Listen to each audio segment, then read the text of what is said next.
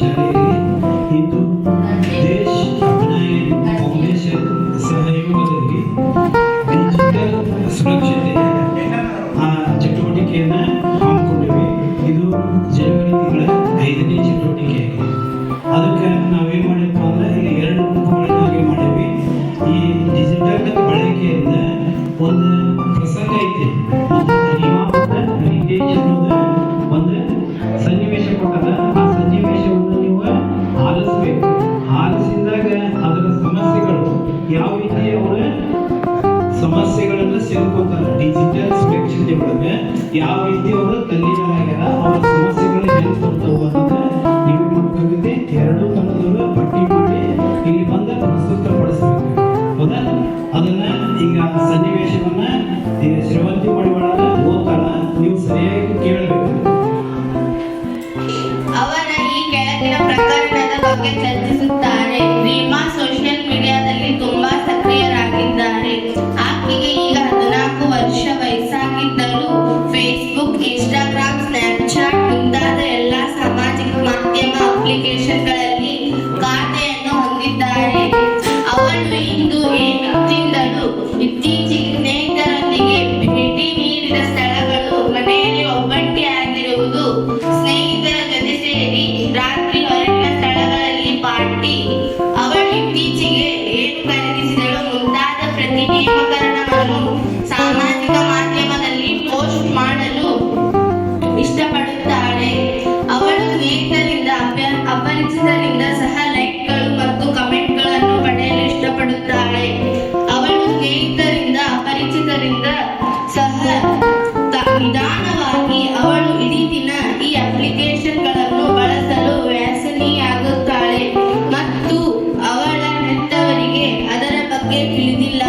ಹೆಚ್ಚಿನ ಸಮಯ ಅವಳು ತನ್ನ ಹೆತ್ತವರ ಫೋನ್ ಅನ್ನು ಬಳಸುತ್ತಾಳೆ ಮತ್ತು ಅಧ್ಯಯನ ಮಾಡುವ ಬದಲು ಅವಳು ಅಂತಹ ಅಪ್ಲಿಕೇಶನ್ಗಳಲ್ಲಿ ಸಮಯ ಕಳೆಯುತ್ತಾಳೆ. ಆಕೆಯ ಸಹಪಾಠಿ ರಿತೇಶ್ ಕೂಡ ಸಾಮಾಜಿಕ ಮಾಧ್ಯಮದಲ್ಲಿ ಖಾತೆಯನ್ನು ಹೊಂದಿದ್ದಾನೆ. ಸನ್ನಿವೇಶ ಕೇಳಿದ್ರೆ ನೀವೆಲ್ಲ ಆಲಿಸಿದ್ರಲ್ಲ, ಅಲ್ಲಿ ನಿಮ್ಗೆ ಯಾಕಂದ್ರೆ ಡಿಜಿಟಲ್ ಸುರಕ್ಷತೆ ಮಾಧ್ಯಮದ ಚಿತ್ರ ಕೊಟ್ಟಿವೆ, ಜೊತೆಗೆ ಒಂದು ಹಾಳೆ ಕೊಟ್ಟಿವೆ. ಅದ್ರ ಕೆಳಗಡೆ ಅಲ್ಲಿ ನೀವು ಏನ್ ಮಾಡ್ಬೇಕು, ರೀಮಾ ಮತ್ತು ರಿತೇಶ್ ಏನೇನು ತಪ್ಪುಗಳನ್ನ ಮಾಡಿದ್ರು, ಯಾರು ಸರಿ ಐತಿ ಯಾರು ತಪ್ಪು ಐತಿ ಅನ್ನೋದೇ ಪಾಯಿಂಟ್ಸ್ ಬರೀಬೇಕು.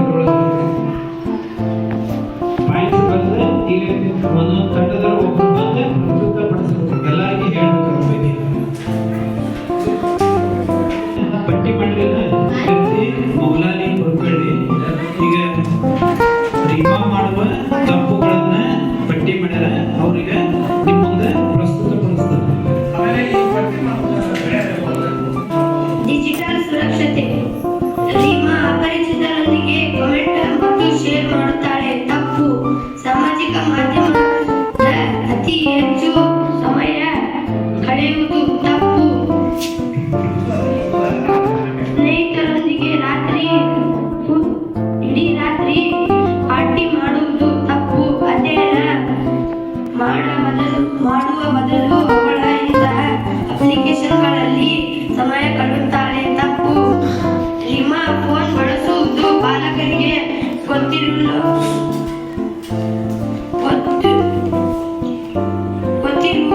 ತಪ್ಪು. ತಾನು ಖರೀದಿಸಿದ ವಸ್ತುವನ್ನು ಸಾಮಾಜಿಕ ಮಾಧ್ಯಮದ ಪೋಸ್ಟ್ ಮಾಡುವುದು ತಪ್ಪು. ಸಮಯವನ್ನ ಕಳೀತಾರೆ, ಬೇರೆದಕ್ಕೆ ಸಮಯನ ಕೊಡಂಗಿಲ್ಲ, ಅಭ್ಯಾಸ ಇರಂಗಿಲ್ಲ. ಹೌದಾ? ಬೇರೆದಕ್ಕೆ ಸಮಯ ಕೊಡೋದಿಲ್ಲ. ಮತ್ತು ಹೊಳ್ಳಿ ತಾ ಏನು ಖರೀದಿಸ್ತಾಳ ಅದನ್ನ ಫೋಟೋ ಹೊಡೆಯೋದು ಅಪ್ಲೋಡ್ ಮಾಡ್ತಾಳ. ತಾ ಯಾವ ಊರಿಗೆ ಹೋಗಿರ್ತಾಳ, ತಾ ಯಾವ ಮಾಲಿಗೆ ಹೋಗಿರ್ತಾಳ, ಎಲ್ಲಿ ಮಾರ್ಕೆಟ್ಗೆ ಹೋಗಿರ್ತಾಳ, ಅದನ್ನು ಫೋಟೋನ ಶೇರ್ ಮಾಡ್ತಾಳ. ಹೌದಾ? ಹಿಂಗ್ ಮಾಡೋದ್ರಿಂದ ಏನೇ ಎಷ್ಟೋ ಮನೆಗಳು ಕಳವಾಗಿ ಗೊತ್ತೈತೆ. ಮನೆಗಳಿಗೆ ಯಾರಿಗೆ ಇಲ್ಲ ಅಂತ ಹೇಳಿ ಲಾಕ್ ಹಾಕೊಂಡು ಹೋಗಿರ್ತಾರ. ನಾವು ಧರ್ಮಸ್ಥಳಕ್ಕೆ ಹೋಗಿವಿ ಅಂತ ಹೇಳಿ ಸೆಲ್ಫಿ ಹೊಡೆದು ಹಾಕಿರ್ತಾರ. ಮನೆಗೆ ಯಾರಿಲ್ಲ ಅಂತೇಳಿ ಆಜುಬಾಜುದಲ್ಲಿ ಕಳ್ಳರು ಹೋಗ್ತಿರ್ತಾರ ಅಷ್ಟು ಮಂದಿ. ಹೌದಾ? ಬಂದು ಏನ್ ಮಾಡ್ತಾರ, ಇವರು ದೂರ ಹೋಗ್ಯಾರ ಧರ್ಮಸ್ಥಳಕ್ಕೆ, ಇವ್ರು ನೋಡಿ ಪೋಸ್ಟ್ ಮಾಡ್ಯಾರ ಅಂತೇಳಿ ಮನೆಗೆ ಬಂದು ರಾತ್ರಿ ಕಳು ಮಾಡ್ಕೊಂಡು ಹೋಗ್ಬಿಡ್ತಾರೆ. ಗೊತ್ತು ಆಗೋದಿಲ್ಲ. ಆನಂತರ ಈಗ ಸರ್ ಒಂದ್ ಹೇಳಿದ್ರೆ ಧಾರಾವಾಹಿ ಹುಚ್ಚು ನಮ್ಗೆ ಒಟ್ಟ ಬೇರೆ ಕಡೆ ಅವಶ್ಯಕ ಕೊಡಂಗಿಲ್ಲವ. ಅದರಿಂದ ಬಹಳಷ್ಟು ನಮ್ಗೆ ಏನೈತಿ ತೊಂದರೆಗಳ ಆಗ್ತವು. ಅದು ಎಷ್ಟು ಬೇಕು, ಅತಿ ಆದ್ರೆ ಏನಾಗುತ್ತೆ ಅಮೃತನ ವಿಷಯ ಆಗುತ್ತಲ್ಲ. ಅದಕ್ಕೆ ನಾವೇನ್ ಮಾಡ್ಬೇಕು, ಆ ಮಾಧ್ಯಮಗಳ ಅವಶ್ಯಕತೆ ತಕ್ಕಂತಷ್ಟು ಬಳಸ್ಕೋಬೇಕು. ಹೆಚ್ಚಿಗೆ ಬಳಸ್ಕೊಂಡ್ರೆ ಏನಾಗುತ್ತೆ, ಯಾವ್ದಾದ್ರು ಜಾಸ್ತಿ ತಿನ್ಲಿ ಅದು ಏನು ಎಫೆಕ್ಟ್ ಬೇರೆ ರುಚಿ ಬರೋದಿಲ್ಲ. ಅದಕ್ಕೆ ಅಷ್ಟು ಕಷ್ಟ ಇರಬೇಕು, ಹೌದಾ?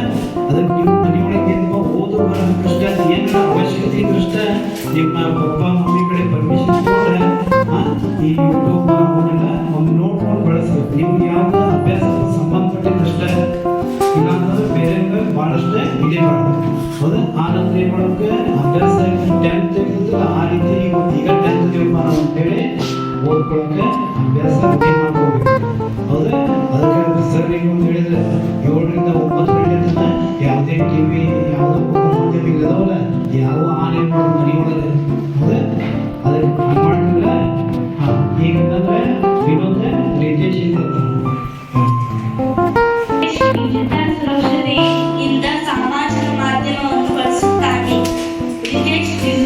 ಡಿಜಿಟಲ್ ಮಾಧ್ಯಮದ ಬಳಕೆಯು ಪಾಲಕರ ನಿಯಂತ್ರಣದಲ್ಲಿದೆ. ರಿತೇಶನು ಅಪ್ಲಿಕೇಶನ್ಗಳನ್ನು ಸುರಕ್ಷತೆಯಿಂದ ಬಳಸುತ್ತಾನೆ.